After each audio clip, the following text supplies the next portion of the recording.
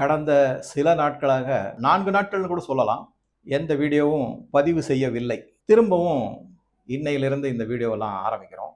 வழக்கம் போல பல நல்ல செய்திகள், என்னுடைய மனதிற்கு சரியான பட்டது, நாட்டு நலன் சார்ந்தது, இது போன்ற அதே மாதிரி உலகளவுல எந்தெந்த மாரி நிகழ்வுகள்லாம் நடந்திருக்கு, அத நான் என்னுடைய பார்வையிலேருந்து எப்படி பார்க்குறேன், இந்த மாரி பல செய்திகளையும் உங்க கூட இந்த வீடியோல வந்து ஷேர் பண்ணலான்னு இருக்கேன். வழக்கம் போல அபரிமிதமான ஆதரவு கொடுக்கணும். சப்ஸ்கிரைப் பண்ணுங்க, ஷேர் பண்ணுங்க, மற்றவர்களுக்கும் சொல்லுங்க, கொஞ்சம் ரெக்கமெண்ட் பண்ணுங்க. தேர்தல் நாட்கள்ல நீங்க எல்லாருமே தேர்தல் சார்ந்த செய்திகள்ல மூழ்கி இருந்திருப்பீங்க. அதனால கொஞ்சம் ஆதரவு குறைஞ்சிருக்குங்கிறத நானுமே பார்த்தேன். இனிமே வழக்கம் போல நல்ல ஆதரவு கொடுக்குமாறு என்னுடைய தாழ்மையான வேண்டுகோள். இப்போ வீடியோக்குள்ள போகலாம். மீண்டும் பல தகவல்கள் வெஸ்ட் பெங்கால் எலெக்ஷனை பற்றி கிடைச்சிருக்கு. அதை பற்றின பல டீட்டெயில்ஸை உங்க கூட இந்த வீடியோவில் ஷேர் பண்ணுறதா. இதுக்கு நடுவில் முதல் கட்ட தேர்தல் வெஸ்ட் பெங்காலில் முடிஞ்சு போச்சு. 2ஆம் கட்ட தேர்தல் 29ஆம் தேதி இருக்கு. ரிசல்ட் வந்து 4ஆம் தேதி மே அன்று அறிவிக்கப்படவும் இருக்கு. 5 மாநிலங்களில் தேர்தல். முதல் கட்ட தேர்தல் போது என்னென்ன நடவடிக்கைகள்லாம் நடந்தது, அது 2ஆம் கட்ட தேர்தலில் எந்தவித தாக்கத்தை ஏற்படுத்தியிருக்கு அப்படிங்கிறதெல்லாம் பார்க்கலாம். இதில் சாதாரணமாக தமிழ்நாட்டில் நம்ம வந்து அடிக்கடி என்ன சொல்லிக்கிட்டு இருக்கோம்னா, காவல்துறை ஏவல் துறையாக செயல்படுகிறது அப்படிங்கிற சொலவடை ரொம்ப பரவலாக எல்லாராலையும் பேசப்படுது. ஆனால் வெஸ்ட் பெங்காலில் 50 வருஷமா காவல்துறை குண்டாஸ் துறையா மாறி இருக்கு. வெறும் ஏவல் துறை இல்லை, அராஜகத்தின் உச்சத்துல இருக்கக்கூடிய ஒரு துறை எது அப்படின்னு கேட்டீங்கன்னா வெஸ்ட் பெங்கால்ல 50 வருட காலம் காவல்துறை தான். 34 வருடம் கம்யூனிஸ்ட் ஆட்சி, அதுக்கு முன்னாடி 30 வருடம் காங்கிரஸ் ஆட்சி. அதுல இவ்வளவு கெடுபிடிகள் கிடையாது. ஏன்னா அதெல்லாம் பழைய காங்கிரஸ் ஆட்கள். இப்ப இருக்கிற சோனியா காந்தி காங்கிரஸ்னுடைய ஆட்கள் கிடையாது. இப்ப இருந்திருந்தா இன்னும் மோசமா இருந்திருக்கும். ஏன்னா கர்நாடகால நம்ம பார்க்கறோம் ரெகுலரா என்னென்னலாம் நடக்குது அப்படிங்கிறத பார்க்கறோம். சரி, அடுத்ததா 34 வருடங்கள் கம்யூனிஸ்ட் ஆட்சி. அதுக்கப்புறமா 2011 இருந்து 2026 15 வருடங்கள் மம்தா பானர்ஜியினுடைய திரிணாமுல் காங்கிரஸ்னுடைய ஆட்சி. காங்கிரஸை விட்டுரும், ஏன்னா அது பழைய காங்கிரஸ், பழைய ஆட்கள் எல்லாருமே அவங்க கொஞ்சம் தேசியவாதம் எல்லாம் இருந்தவங்க, தர்ம நியாயத்துக்கு கொஞ்சம் கட்டுப்பட்டு இருந்தாங்க. அதனால இந்த கம்யூனிஸ்ட் எப்படி ஆட்சிக்கு வந்தது, அதுக்கப்புறம் திரிணாமுல் காங்கிரஸ் எப்படி ஆட்சிக்கு வந்தது, இது எல்லாமே நமக்கு விவரமா தெரிஞ்சதுதான். அந்த காலகட்டத்தில் எந்த விதமான வளர்ச்சியும் கிடையாது. இந்த காலகட்டத்தில் தான் இந்த காவல்துறை வந்து எவ்வளவு மோசமான நடவடிக்கைகள்லாம் செஞ்சிருக்காங்க அப்படிங்கிறத பார்க்க. இதுக்கு ஆரம்பத்தில் விதை போட்டது பிரிட்டிஷ் அரசு. இதை எப்படி கொண்டு போகலாம் அப்படின்னு பார்த்தீங்கன்னா, கலர் கோடிங் அப்படின்ற மாதிரி கொண்டு போகலாம். ஒயிட் யூனிஃபார்ம், கிரீன் யூனிஃபார்ம், காக்கி மற்றும் ஒயிட் யூனிஃபார்ம். இதை தவிர சாதாரண காவல்துறை, இது வந்து ஒரு மார்க். இந்த ஒயிட் யூனிஃபார்ம் காவல்துறையை வந்து யார் கொண்டு வந்தாங்க அப்படின்னு பார்த்தீங்கன்னா, நான் எதுக்காக வந்து இந்த காவல்துறையை குறிப்பா இந்த வீடியோல கொஞ்சம் விவரமா எடுத்து செய்யறேன் அப்படின்னா, பல நிகழ்வுகள் நடந்திருக்கு, இதுக்கு முன்னாடியும் பல நிகழ்வுகள் நடந்திருக்கு. ஆனா இந்த முதல் கட்ட வாக்குப்பதிவின் போது நடந்த மிக மிக கொடூரமான 2 செயல்களை நம்ம பார்க்கலாம். ஒன்று வந்து ராகேஷ் சிங் அப்படிங்கிறவர், இவர் வந்து ஃபிராட் ஹக்கீம் அப்படிங்கிற, இந்த ராகேஷ் சிங் வந்து பாஜக வேட்பாளர், ஃபிராட் ஹக்கீம் திரிணாமுல் காங்கிரஸினுடைய வேட்பாளர். அவர் மேயரா வேற இருக்காரு கொல்கட்டா. அவருக்கு எதிர்த்து இவர் போட்டியிடுறாரு இந்த ராகேஷ் சிங். இந்த ராகேஷ் சிங்கையும் அவருடைய மகளையும் ஓட ஓட விரட்டி அடிச்சு லத்தி சார்ஜ்னு சொல்ற மாதிரி செஞ்சு கடுமையான தாக்குதலுக்கு உள்ளாக்கப்பட்டார். யார் அதை செஞ்சிருக்காங்கன்னா, திரிணாமுல் காங்கிரஸினுடைய கேடர், அவங்களுடைய தொண்டர்கள்னு சொல்லக்கூடிய குண்டர்கள் செஞ்சிருந்தா ஓகே. ஆனா போலீஸே இதை செஞ்சிருக்கு. அதனாலதான் அது ஒரு முக்கியமான பாயிண்ட். அது அப்புறம் எப்படி நடவடிக்கை எடுத்தாங்கிறத பின்னாடி பார்க்கலாம். இது ஒரு இன்சிடென்ட் உதாரணம். இன்னொரு உதாரணம் என்ன அப்படின்னு பாத்தீங்கன்னா, குமார்கஞ்ச் அப்படிங்கிற ஒரு இடம். அந்த இடத்துல இருக்கக்கூடிய வேட்பாளர் சுவேந்து சர்க்கார், இவரை நீங்க பார்க்கலாம். ஓட ஓட ஓட விரட்டி திரிணாமுல் காங்கிரஸினுடைய தொண்டர்கள்னு சொல்லக்கூடிய ரோஹிங்கியாஸும் பங்களாதேஷிகளும் அடிச்சு விரட்டுறாங்க. நல்லா கவனிங்க, இது சுவேந்து அதிகாரி கிடையாது, பாஜக தலைவர், வெஸ்ட் பெங்காலுடைய சுவேந்து அதிகாரி தலைவர் கிடையாது, இது சுவேந்து சர்க்கார். சுவேந்து அதிகாரியும் அதே மாதிரி விரட்டினாங்க போன எலெக்ஷன்ல. இந்த எலெக்ஷன்ல சுவேந்து சர்க்கார் அந்த மாதிரி ஓட ஓட விரட்டி அவர் உயிருக்கே ஆபத்து ஏற்படுற அளவுக்கு பண்ணிருக்காங்க. காரெல்லாம் அடிச்சு உடைச்சிருக்காங்க, அந்த மாதிரிலாம் செஞ்சிருக்காங்க. அவருக்கு பாதுகாப்பு கொடுக்க வேண்டிய போலீஸ், அந்த யாரு தாக்குதல் செய்யறாங்களோ இந்த குண்டாஸ், ரோஹிங்கியாஸுக்கும் மற்றும் பங்களாதேஷி இஸ்லாமியர், அவங்கள இன்னும் உசுப்பி விடுறாங்க. அந்த மாதிரி தான் பார்த்தேன் நம்ம வீடியோஸ் எல்லாம் பார்க்கும்போது. அப்புறம் அவர் உயிருக்கு பயந்து ஓடுறாரு, அப்படியே தெரிச்சு ஓடுறாரு. இது பாஜக வேட்பாளர் சுவேந்து சர்க்கார், அவர்களுடைய நிலைமை இந்த மாதிரி இருக்கு. இந்த மாதிரி ஒரு சிச்சுவேஷன்ல தான் இந்த போலீஸை பத்தி நம்ம கொஞ்சம் தெரிஞ்சுக்கணும், பேக்ரவுண்ட் என்ன அப்படிங்கிறதுக்காக தான் இந்த வீடியோல. பிரிட்டிஷ் அரசாங்கம் என்ன பண்ணாங்கன்னா, 1865களில் வெஸ்ட் பெங்கால் தான் ஆக்சுவலாக நான் பல வீடியோவில் சொல்லியிருக்கேன். பாம்பே வந்து இன்னைக்கு ஃபைனான்சியல் சென்டர், இண்டஸ்ட்ரியல் சென்டர் எல்லாமே இப்போ சமீப காலத்தில் வந்தது தான். அதாவது வெஸ்ட் பெங்காலில் காங்கிரஸ் ஆட்சி முடிந்து கம்யூனிஸ்ட் ஆட்சி வந்ததுக்கு பிறகுதான் பாம்பே ஓரளவுக்கு வளர ஆரம்பிச்சது. அதுக்கு முன்னாடி இருந்தது நிறைய textile industry, pharma industry, chemical industry இருந்தது. ஆனால் அந்த காலகட்டத்தில் கொல்கத்தா தான் மிக மிக முக்கியமான நகரம் அப்படிங்கிறது. இந்த பிரிட்டிஷ் அரசாங்கம் என்ன பண்ணாங்க அப்படின்னா, போலீஸ் ஃபோர்ஸை இன்ட்ரடியூஸ் பண்ணாங்க, காவல்துறையை. அங்கே இருக்கக்கூடிய தட்பவெப்ப நிலை ரொம்ப கடுமையான வெயில் இதெல்லாம் இருக்கிறதுனால ஒயிட்ல யூனிஃபார்ம் கொடுத்தாங்க. இந்த ஒயிட் யூனிஃபார்ம் அப்படிங்கிறது எதுக்காக கொடுக்கப்பட்டது அப்படின்னா, ஒரு சின்ன பேக்ரவுண்டு, இது கொஞ்சம் ஃபிசிக்ஸ் தான். ஒயிட் பாடி வந்து அப்சர்வ் பண்ணாது. ஒயிட் கலர் என்றைக்குமே வந்து வெப்பத்தை அதிகமாக உள் வாங்காது, தடுத்து நிறுத்திடும், வெளியிடும். ஆனால் பிளாக் பாடிஸ்னு சொல்லக்கூடிய பிளாக் பாடி ரேடியேஷன் ஒரு டாப்பிக்கே இருக்குது. அதை நீங்கள் எடுத்து கொஞ்சம் படித்து பார்க்கலாம். அதனால ஒயிட் யூனிஃபார்ம் வெப்பம், தட்பவெப்ப நிலைக்கு வெப்பம் அதிகமாக இருக்கிறதுக்காக கொடுத்தாங்க. இப்போவும் அது இருக்குது. ஒயிட் யூனிஃபார்மில் தான் போலீஸ்காரர்கள் இருப்பாங்க. அது இப்போவும் நீங்கள் பார்க்கலாம்.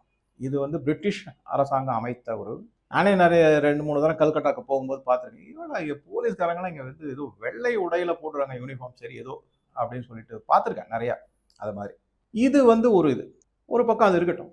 அடுத்ததான் நீங்கள் யாரை அப்போ அதாவது பிரிட்டிஷ் அரசாங்கம் போலீஸ் துறை, காவல்துறையை அமைத்ததுக்கு காரணமே அடக்குமுறை, ஒடுக்குமுறை தான். அதான் நீங்கள் பார்த்தீங்கன்னா, பிரிட்டிஷ் அரசாங்கத்தில் இருக்கக்கூடிய இந்திய ராணுவ வீரர்களோ அல்லது காவல்துறையை சேர்ந்தவர்களோ இந்தியர்களுக்கு எதிராக தான் செயல்பட்டிருக்காங்க. ஒபே த ஆர்டர்னு அவங்கள பிரெயின் வாஷ் பண்ணி எதிர்த்து நிற்க திராணி இல்லாமல் அவங்களுக்கு இந்த மாதிரி நிறைய இடத்துல நம்ம சினிமாவில் எல்லாமும் பார்த்துருக்கோம், நேர சரித்திரத்தில் எல்லாமும் படிச்சிருக்கோம், எல்லாம் செஞ்சுருக்கோம். இதே காவல்துறையும் சரி, இராணுவமும் சரி, இந்தியர்களுக்கு எதிராக, இந்தியர்கள் இருந்த காவல்துறையும் இந்தியர்கள் இருந்த பிரிட்டிஷ் இராணுவத்துறையும் இந்தியருக்கு எதிராகவே தான் நடந்து கொண்டார்கள். அப்படிதான் அடிச்சு உதச்சிருக்காங்க. அதெல்லாம் பார்த்து அதுக்கு அடுத்தது அப்படியே வந்தீங்கன்னாக்க இது அப்படியே காப்பி அடிச்சிருக்காங்க. யாரு? கம்யூனிஸ்ட். 1980களில் கம்யூனிஸ்ட் காங்கிரஸை ஒழிச்சு கட்டிட்டு வெஸ்ட் பெங்கால் ஆட்சிக்கு வந்து 34 வருடம் அராஜக ஆட்சி பண்ணாங்க. ஒரு விதத்திலையுமே எந்த விதமான பொருளாதார முன்னேற்றமோ, வேலை வாய்ப்போ இல்ல வேற எந்த விதமான முன்னேற்றம், இன்ஃப்ராஸ்ட்ரக்சர் எதுவுமே ஒன்றும் பெருசா ஆகலை. இன்னைக்கும் ட்ராம் ஓடிக்கிட்டு இருக்கோம். இந்த கம்யூனிஸ்ட் ஆட்சிக்கு வந்த போது அவங்க இப்போ எப்பவுமே நீங்கள் பார்த்தீங்கன்னா வேலை வாய்ப்பு உருவாக்கும், அது லட்சக்கணக்கில் கொடுப்போம், அது இதுன்னு சொல்லி தான் வருவாங்க. அந்த மாதிரி சொன்னதுனால என்ன ஆச்சுன்னா, முதல்ல கம்யூனிஸ்ட் வந்த உடனே மக்கள் எல்லாரையும் அவங்க வந்து இந்த பார்ட்டி மெம்பர்ஷிப் அப்படின்னு, பார்ட்டி கார்டு அப்படின்னு சொல்லுவாங்க. நானே 2-3 பேர்கிட்ட பார்த்துருக்கேன். என்னுடைய பெங்காலி நண்பர்கள் மும்பையில் இருக்கிறவங்க எல்லாம் அந்த காமிச்சிருக்காங்க அந்த கார்டை. சொல்றது 20 வருஷத்துக்கு முன்னாடிலாம். பார்ட்டியோட கார்டு அப்படின்னா கம்யூனிஸ்ட் பார்ட்டியோட கார்டு இருக்கும். அந்த கார்டு இருந்தால் தான் உங்களால் எந்த வேலையுமே செயல்படுத்த முடியும், இல்லைன்னா ஒரு வேலை ஆகவே ஆகாது. அந்த மாதிரி தான் இருந்தது காலகட்டத்தில். அந்த பார்ட்டி கார்டு வச்சிருக்கிறவங்க எல்லாருக்குமே காவல்துறையில வேலை வாய்ப்பு கொடுத்தார்கள். ரெக்ரூட்மெண்ட் மிகப்பெரிய அளவிலான ரெக்ரூட்மெண்ட். நல்லா கவனிங்க, இந்த ரெக்ரூட்மெண்ட் எல்லாமே கான்ட்ராக்ட் பேசிஸ்ல தான் செஞ்சாங்க. கம்யூனிஸ்ட் ஆனால் வெளியில தொழிற்சாலைகள்லாம் எடுத்து பேசி அதை பற்றின போராட்டம் நடத்தும் போது இந்த லட்சணம் உங்களை நிரந்தரமான பணியாளர்கள் ஆக்கணும்னுவாங்க, ஓய்வூதியம் இவ்வளவு கொடுக்கணும் அவ்வளவு கொடுக்கணும்லாம் நிறைய போராட்டம். அதெல்லாம் அந்த கான்செப்ட் உங்களுக்கு எல்லாமே தெரியும். ஆனால் தான் ஆட்சியில் இருக்கும்போது இந்த காவல்துறையில கொடுக்கப்பட்ட வேலை வாய்ப்புகள் அனைத்துமே கான்ட்ராக்ட் பேசிஸ்ல தான் இருந்தது. 15,000 12,000 அவ்வளவுதான் சம்பளம். அவங்களுக்கான என்ன பண்ணாங்கன்னா, இந்த வெள்ளை யூனிஃபார்ம் இல்லாம பச்சை நிறத்துல யூனிஃபார்ம் கொடுத்தாங்க. இந்த பச்சை நிறம் அப்படின்னு வந்தாலே உங்களுக்கு வந்து உள்ள ஒரு உணர்வு தோன்றும், எதை சார்ந்து இருப்பாங்க.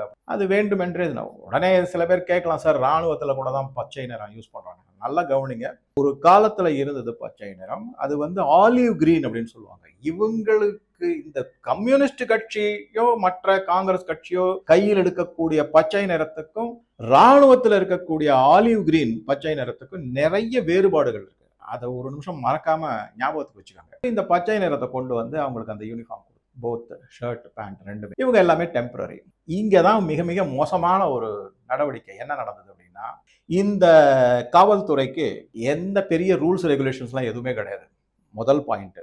அடுத்தது என்ன அப்படின்னா, ஒரு 90% இவர்களுடைய ஆர்டர் அப்படின்னு சொல்லுவாங்கல்ல, நடவடிக்கைகள் எல்லாமே வாய்மொழியாக தான் இருக்கும். ரைட்டிங்ல ஆர்டரே இருக்காது, ஏன்னா ரெக்கார்டு போயிடும்ல. மூன்றாவது, இவர்கள் இந்த இதுல ரெக்ரூட் பண்ணவங்க எல்லாருமே அப்ப இருக்கக்கூடிய லோக்கல்ல இருக்கக்கூடிய எம்எல்ஏ, எம்பி அவர்களுடைய அடியாட்கள் தான். அந்த மாதிரி இருக்கிறவங்க அவங்களது ரெக்கமெண்டேஷன் கொடுப்பாங்க, பார்ட்டி கார்டு இருக்கும், உடனே போட்டு ரெக்ரூட் பண்ணுவாங்க. டெம்பரரி, அதாவது கான்ட்ராக்ட் லேபர். அந்த மாதிரி காவல்துறையில. ஆக மொத்தம் அவங்க யார் சொல் பேச்சை கேட்பாங்க? காவல்துறையில இருக்கிற உயர் அதிகாரிகளுடைய ஐபிஎஸ் ஆபீசர் இருக்காங்க, அவங்களுடைய சொல் பேச்செல்லாம் கேட்க மாட்டாங்க. பார்ட்டி என்ன சொல்லுது, எம்எல்ஏ என்ன சொல்றாங்க, கம்யூனிஸ்ட் பார்ட்டியினுடைய எம்எல்ஏ எம்பி என்ன சொல்றாங்களோ அதை செய்வாங்க. ஆக மொத்தம் அது வந்து போலீஸ் துறைன்னு இல்லாம ஏவல் துறையை தாண்டி ஒரு குண்டா துறையை ஆயிடுச்சு. அப்படிதான் நடந்துகிட்டு இருந்தது. சர்வ சாதாரணமாக ஆள் கடத்தல், கொலை, கொள்ளை, பலவிதமானது அராஜகத்தின உச்சத்துல இருந்தது கம்யூனிஸ்ட் ஆட்சியில. போலீஸ் துறைங்கிறதே கிடையாது. அப்படிதான். இதுக்கப்புறம் என்ன ஆச்சுன்னா, அவங்க எல்லாருக்குமே தெரியும், ஒரு வழியா 34 வருட ஆட்சி கம்யூனிஸ்டனுடைய முடிவுக்கு வந்து விட்டது. அப்புறம் திரிணாமுல் காங்கிரஸ் ஆட்சிக்கு வந்தாங்க. திரிணாமுல் காங்கிரஸ் ஆட்சிக்கு வந்த உடனே என்ன பண்ணாங்கன்னா, அந்த கம்யூனிஸ்ட்ல ரெக்ரூட் பண்ணியிருந்தாங்க இல்லையா, கான்ட்ராக்ட் பேசிஸ்ல காவல்துறைக்கு இந்த கிரீன் யூனிஃபார்ம்ல, பச்சை யூனிஃபார்ம், அவங்களுக்கெல்லாம் மிரட்டல் கொடுக்கப்பட்டது.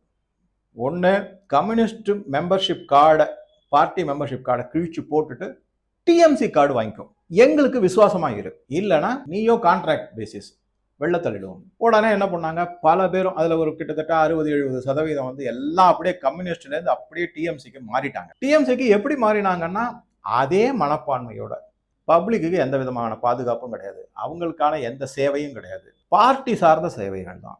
பார்ட்டிக்கு என்ன தேவையோ அதை இந்த குண்டாத்துறை காவலாளிகள் திறமையாக செயல்பட்டு வந்தாங்க. இது ஒரு பக்கம். இதுக்கு அடுத்தது என்ன வந்துச்சு அப்படின்னா, என்ன இருந்தாலும் இவங்க கம்யூனிஸ்டால ரெக்ரூட் பண்ணாங்க, அமைக்கப்பட்டவங்க தான், வேலைக்கு அமர்த்தப்பட்டவர். நமக்குன்னு தனியா ஒண்ணு இருக்குமே, அதோட இல்லாம திரிணாமுல் காங்கிரஸினுடைய கேடருக்கும் நம்ம பலவிதமான உறுதிமொழிகள் கொடுத்துருக்கோம், வேலை வாய்ப்புன்னு சொல்லி. அதுக்கு என்ன செய்யறது அப்படின்ன உடனே தான் இன்னொரு ஐடியா வந்துச்சு, வில்லேஜ் போலீஸ் அப்படின்னு ஒண்ணு கொண்டு வந்தாங்க. அது கொஞ்சம் முன்னாடியே இருந்தது பிரிட்டிஷ் காலத்திலேயே. இப்ப ஒரு உதாரணத்துக்கு சொல்லணும்னாக்கா, காங்கிரஸ் காலத்திலேயே அப்படின்னு சொல்லிட்டு சத்தீஸ்கரனுடைய நக்சல் ஏரியாலலாம் இருந்தது. அங்க இருக்கக்கூடிய கிராமத்து மக்களுக்கு அவங்களுக்கு தற்காப்புக்காக சில பயிற்சிகளும் ஆயுதங்களும் கொடுக்கப்பட்டது. அதை எதிர்த்து தான் சுப்ரீம் கோர்ட்ல த வயர் சித்தார்த் வரதராஜனுடைய மனைவி அவங்க கேஸ் போட்டு அதுல ஜெயிச்சாங்க. அது ஒரு பக்கம். சரி, இப்ப இதே மாதிரி இவங்க என்ன பண்ணாங்கன்னா, இந்த வில்லேஜ்ல திருப்பியும் டெம்பரரி, இதுவும் கான்ட்ராக்ட் தான், வில்லேஜ் போலீஸ்னு ஒண்ணு கொண்டு வந்தாங்க மம்தா பானர்ஜி. இந்த வில்லேஜ் போலீஸ் எப்படி இருக்கும்னாக்கா, அவங்க காக்கி ட்ரௌசர், மேல ஒயிட் சட்டை. இங்கதான் மிகப்பெரிய ஆபத்து. இந்த வில்லேஜ் போலீஸும் சரி, அதை தவிர ரெகுலர் போலீஸ், அதுக்கப்புறம் இந்த ஒயிட் யூனிஃபார்ம் போலீஸ், அதுக்கப்புறம் இந்த கிரீன் யூனிஃபார்ம் போலீஸ், இது எல்லாத்துலயுமே மிகப்பெரிய அளவிலான பணி அமர்த்தல் நடந்தது. எப்படி கொண்டு வந்தாங்க ரெக்ரூட்மெண்ட் அப்படின்னா, எம்எல்ஏ எம்பி அவங்களுடைய ரெக்கமெண்டேஷன், கவுன்சிலர், அதை தவிர மம்தா பானர்ஜி தன் கீழே இருக்கக்கூடிய தன்னுடைய விஐபி எல்லாம், ரைட் ஹேண்டு லெஃப்ட் ஹேண்டு, அவங்கெல்லாம் யாரெல்லாம் ரெக்ரூட் பண்றாங்களோ எல்லாத்தையும் அதை கையில் எடுத்தாங்க. சரி சார், அட்லீஸ்ட் இதுவாது பண்ணாங்களே அப்படின்னு பார்த்தா, அங்கேயும் ஒரு மிகப்பெரிய ஃப்ராடு ஒன்று நடந்திருக்கு. என்ன அப்படின்னு பார்த்தீங்கன்னா, முதல்ல வந்து இஸ்லாமியர்களுக்கு தான் இந்த மாதிரி வேலை வாய்ப்புகள் நிறைய கொடுக்கப்பட்டது, வேலையில் அமர்த்தப்பட்டாங்க. ஆனா இது வந்து மதம் சார்ந்த ஒரு ரிசர்வேஷன் மாதிரி ஆயிடும்னு சொல்லிட்டு சுப்ரீம் கோர்ட்ல அதுக்கு ஏற்கனவே கண்டனம் இருக்கு, அது செய்யக்கூடாதுன்னு சொல்லி ரூல் இருக்கு. அதனால மம்தா பானர்ஜி என்ன செஞ்சிருக்காங்க அப்படின்னா, இதெல்லாம் ரெக்கார்ட்ல இருக்குங்க, பத்திரிகை செய்திகள் தான் எல்லாமே. ஷெட்யூல் காஸ்ட், ஷெட்யூல் ட்ரைபு மற்றும் ஓபிசி கேட்டகரியில இந்த இஸ்லாமியர்களை கொண்டு வந்து குமிச்சிட்டாங்க. அதுல அவங்க எல்லாரும் இஸ்லாமியர்களா இருந்தாலும் இவங்கெல்லாம் ஓபிசி கேட்டகரி, மெயினா ஓபிசி, அதை தவிர கொஞ்சம் ஷெட்யூல் காஸ்ட், கொஞ்சம் ஷெட்யூல் ட்ரைப் பட்டியலாம் அதுல கொண்டு வந்து சேர்த்து, அதுல மிகப்பெரிய அளவிலான பணி அமர்த்தல் குறிப்பா இஸ்லாமியர்களுக்கு மம்தா பானர்ஜினால நடத்தப்பட்டது. இது உண்மை. அப்ப அந்த மாதிரி கட்சி ஆட்களால, எம்எல்ஏ எம்பி திரிணாமுல் சார்ந்தது, மம்தா பானர்ஜியினுடைய ஆட்கள், அவங்களால பணியில் அமர்த்தப்பட்டா அவங்க ஐபிஎஸ் ஆபீசர்னு சொல்லக்கூடிய மேலதிகாரிகளுக்கு போடக்கூடிய உத்தரவையா கேட்பாங்க? கேட்கவே மாட்டாங்க. கண்டிப்பாக கட்சி என்ன சொல்கிறதோ, கட்சி ஆட்கள் என்ன சொல்கிறார்களோ அதைத்தான் அவங்க கேட்பாங்க. கண்டிப்பா இதான் நடக்கும். அதுதான் நடந்தது. அதனாலதான் மேல் சொன்ன 2 உதாரணம். ஒன்று வந்து ராகேஷ் சிங் அவருடைய பெண், 2 பேரும் கடுமையாக தாக்கப்பட்டார்கள். அடுத்தது சுவேந்து சர்க்கார், அவரை வந்து ஃபிராத் ஹக்கீம் தன்னுடைய ஆட்களை வச்சு போலீஸ் வந்து எந்த விதமான தடுப்பும் செய்யாம பார்த்துக்கிட்டு இது பண்ணாங்க. அளவுக்கு இது வந்து நான் 2 நிகழ்ச்சிகளை சொல்லியிருக்கேன். இந்த மாதிரி நூற்றுக்கணக்கான நிகழ்ச்சிகள் நடந்தது. ஒரு நிமிஷம் என்ன யோசிக்கலாம் நம்ம அப்படின்னா, ஒரு யோசிச்சு பாருங்க, இந்த சுவேந்து சர்க்கார் வந்து ஒரு வேட்பாளர், ஒரு எம்எல்ஏ வேட்பாளர், அவருக்கே இந்த கதினா, சாதாரண பூத்துல இருக்கக்கூடிய பூத் ஏஜென்ட்டோ இல்ல கேன்வாஸ் பண்றவங்களுக்கு வெளியில இருக்கவங்க, அவங்கெல்லாம் எந்த மாதிரி கடுமையான நடவடிக்கைக்கு ஆளாயிருப்பாங்க, ஓட்டு போடக்கூடிய பொதுமக்கள் வெளியே வர்றதுக்கு எவ்வளவு பயப்பட்டிருப்பாங்க, ஓட்டுச்சாவடி பக்கம் திரும்பி கூட பார்த்திருக்க மாட்டாங்க. எல்லாமே இந்த மாதிரி இந்த போலீஸ் துறை குண்டாசை தவிர அது திரிணாமுல் காங்கிரசுக்கு ஆதரவாளர்கள், தொண்டர்கள்னு சொல்லக்கூடிய ரோஹிங்கியாஸ், பங்களாதேஷி இஸ்லாமியர்கள் இவர்கள் எல்லாமும் அராஜகத்துல ஈடுபட்டதுனால தான் எதுவுமே செய்ய முடியாம போச்சு. இந்த இடத்துல எப்பவும் வழக்கமா வைக்கக்கூடிய கேள்வி, மத்திய அரசு என்ன செய்கிறது? மிக்சர் சாப்பிடுகிறதா? உள்துறை என்ன செய்கிறது? நான் பல வீடியோல சொல்லியிருக்கேன். மக்கள் தங்கள் நிலையை தயார்படுத்தி இந்த மாதிரி ஒரு சூழ்நிலையை சந்திப்பதற்கு தைரியம் வரும் வரைக்கும் யாராலையும் எதுவும் செய்ய முடியாது. இப்ப அந்த நிலைமை வந்துடுச்சு. மக்கள் ரெடி ஆயிட்டாங்க. உடனே காரியத்துல இறங்குச்சு மத்திய அரசு. 2.5 லட்சம் பாதுகாப்பு படையினர், அதுவும் எல்லாமே central armed police force, CAPF, இன்னொன்னு CRPF, central reserve police force, எல்லாம் கொண்டு, இதை தவிர ஆர்மி எல்லாமே வந்து இறங்கியிருக்காங்க. இவங்க வந்து அந்த இடத்துல இறங்கி எல்லா விதமான நடவடிக்கைகளும் எடுத்து, சில 1-2 முக்கியமான இன்சிடென்ட்ஸ் மட்டும் நான் சொல்றேன். வெஸ்ட் பெங்கால்ல சாதாரண நாட்கள்லேயே முஷீராபாத், மால்டா இந்த மாதிரி சில இடங்கள்லாம் இருக்கு. அங்கெல்லாம் வெடிபொருள்கள், அதாவது குடிசை தொழில் மாதிரி செய்யக்கூடிய இடம். பல இடத்துலலாம் விபத்து ஏற்பட்டு அதை யார் தயாரிக்கிறாங்களோ அவங்களே இறந்து போயிருக்காங்க. பல விதமான விபத்துக்கள்லாம் ஏற்பட்டிருக்கு. அதுக்கப்புறமா பங்களாதேஷ் வந்து பார்டர்ல வேற இருக்கு, அங்க இருந்து வேற பல தகாத பொருட்கள்லாம் உள்ள வருது, அதுவும் இருக்கு. இந்த மாதிரி இருக்கும்போது தான் என்னென்ன நடவடிக்கைகள்லாம் எடுத்துக்கலாம். ஒரு மிகப்பெரிய அளவிலான கேவல்ரி அப்படின்னு சொல்லக்கூடியது அது ஒண்ணு. அவங்க வந்து மார்ச் பாஸ்ட் பண்ணியிருக்காங்க, பிளாக் மார்ச் அப்படின்னு சொல்லுவாங்க, அதை பண்ணியிருக்காங்க கல்கட்டா மற்றும் பல இடங்கள்ல. அது ஒரு முக்கியமான பாயிண்ட். அதுக்கு அடுத்தது என்ன பண்ணியிருக்காங்கன்னா, நான் உங்களுக்கு காமிக்கிறேன் பாருங்க. அதாவது தி பாதுகாப்பு வாகனங்கள், ஆர்மியினுடைய பாதுகாப்பு வாகனங்கள் எல்லாம் அப்படியே புல்லட் ப்ரூஃபோட இருக்கும். 100 கணக்கில் ஆர்மர்டு வெஹிக்கிள்னு சொல்றாங்க இல்லையா, அந்த பாதுகாப்பு வாகனங்கள், அந்த 100 கணக்கான வாகனங்கள் அணிவகுப்பு நடத்தியிருக்காங்க. வெஸ்ட் பெங்கால்ல பல இடங்கள்ல நடத்தியிருக்காங்க. அது ஒரு முக்கியமான பாயிண்ட். அதுக்கப்புறம் இன்னும் சில முக்கியமான பாயிண்ட்டுகள்லாம் இருக்கு. எப்படின்னாக்கா, முதல்ல வந்து ஆர்மி ஆஃபீஸர் வந்து ரெசிடென்ஷியல் ஏரியான்னு சொல்லக்கூடிய குடியிருப்புகள் மத்தியில போய் சொல்றாரு. அப்போ ஒரு லேடி வந்து சொல்றாங்க, இல்ல எங்களுக்குலாம் ரொம்ப பயமா இருக்கு, டிஎம்சி குண்டாஸ் வந்து எங்களை மேல தாக்குதல் நடத்துவாங்க. அப்ப அவர் சொல்றாரு, என்னுடைய தாய் மாதிரி நீங்க உங்க மேல கை வச்சா நாங்க பாத்துக்கிட்டு சும்மா இருப்போமா? அது ஒரு முக்கியமான ஒரு மெசேஜா போய் சேர்ந்திருக்கு மக்கள் கிட்ட அப்படிங்கிறது. இது ஒரு முக்கியமான பாயிண்ட். அது தவிர இன்னொரு முக்கியமான பாயிண்ட் நான் எதை பார்த்தேன் அப்படின்னாக்கா, ஞானேந்திர பிரகாஷ் சிங், இவர் வந்து ஒரு ராணுவ உயர் அதிகாரி. இவர் வந்து கான்பிடன்ட் பில்டிங் மெஷர் அப்படிங்கிற இதுல நடவடிக்கையில பல ஏரியால வந்து நடைபயணம் மாதிரி வந்து எல்லாருக்கும் ஒரு பாதுகாப்பு உறுதியை கொடுத்திருக்காங்க. அதை பார்த்துட்டு நிறைய பேர் வந்து இன்னும் ஒரு உத்வேகம், ஒரு இது எல்லாமே வந்திருக்கு. இதுக்கு தவிர என்ன பண்ணிருக்காங்கன்னா, பல இடங்கள்ல திரிணாமுல் காங்கிரசினுடைய தொண்டர்கள், அதை தவிர இந்த பங்களாதேஷி, ரோஹிங்கியாஸ் இவங்கெல்லாம் சில தகாத நடவடிக்கைகள்ல, ரயாட், அடிதடி இதெல்லாம் ஈடுபட்டிருக்காங்க. உடனே அவங்களெல்லாம் குண்டு கட்டா தூக்கி ராணுவ வீரர்களே, போலீஸுடைய உதவி மூலமாக ராணுவ வீரர்கள் எல்லாம் குண்டு கட்டா அவங்கள தூக்கிட்டு போய் பெல்ட் ட்ரீட்மெண்ட், அருமையான ட்ரீட்மெண்ட் கொடுத்துருக்காங்க. இதெல்லாம் பார்க்கும்போது உடனடியான நடவடிக்கை என்பது பப்ளிக்கு ஏற்கனவே அவங்களுக்கு இருந்த வெறுப்பு, இந்த நடவடிக்கைகள் மூலமாக கிடைக்கக்கூடிய ஒரு ஆதாரமான பாதுகாப்பு எல்லாம் சேர்ந்துதான் இந்த தேர்தலில் 93.2% வாக்குப்பதிவு நடந்திருக்கு. கடைசியா வந்த தகவல், முதல்ல ஆரம்பத்துல எலெக்ஷன் அன்னைக்கு 91% சொன்னாங்க. இப்ப ஃபைனலைஸ் பண்ணிட்டு 93.2% ஓட்டு வந்திருக்கின்றாங்க. இதுல குறிப்பா என்ன முக்கியமான செய்தி அப்படின்னு பாத்தீங்கன்னா, இந்த ஒயிட் யூனிஃபார்ம், இந்த கிரீன் யூனிஃபார்ம், இந்த வில்லேஜ் போலீஸ், இவங்க எல்லாரையும் ஸ்ட்ரிக்டா எலெக்ஷன் கமிஷன் என்ன சொல்லிட்டாங்கன்னா, 200 மீட்டருக்கு போலிங் பூத் எங்க இருக்கோ அதுல இருந்து 200 மீட்டருக்கு தள்ளி தான் நீங்க இருக்கணும். தேர்தல் நடவடிக்கை எதுலையும் நீங்க ஈடுபடக்கூடாது. இந்த ரெகுலர் போலீஸ் நான் சொன்னேன் இல்லைங்களா, சாதாரணமா இருக்கக்கூடிய ரெகுலர் போலீஸ், அவங்க வந்து அடையாளம் காட்டுவதற்காகவும் மற்றும் ராணுவம் மற்றும் துணை ராணுவம் இவங்களெல்லாம் வச்சுதான் இந்த தேர்தல் நடந்து. இதே மாதிரி நிலைமை தமிழ்நாட்டில் வருமா அப்படின்னா, மக்கள் அதுக்கு தயாராயிட்டாங்கன்னா மத்திய அரசு அதை உணர்ந்து இந்த மாதிரி ஒரு நிலைமையை கொண்டு வரும். அதுதான் ஒரு. அதோட இன்னொரு விஷயத்த சொல்லலாம், வெஸ்ட் பெங்கால் அளவுக்கு தமிழ்நாட்டில் தகாத செயல்களோ, கொலை, கொள்ளை, திருட்டு, ஆழ்கடத்தல் அதெல்லாம் அந்த அளவுக்கு கிடையாது. ஓரளவுக்கு அமைதியான மாநிலம் அப்படின்னு தான் நடக்குது. பல தகாத செயல்கள் நடக்குது, அது வேற விஷயம். அதை கம்பேர் பண்ணும்போது இது ஒன்றும் பெரிய அளவு கிடையாது. அதனால அந்த அளவுக்கு வருமா, அது கொஞ்சம் சந்தேகம் தான். ஆனா இங்க மக்கள் தயாராயிட்டாங்கன்னா தலைவர்கள் அதற்கான உறுதுணையாக இருப்பார்கள் அப்படிங்கிறது தெள்ள தெளிவான.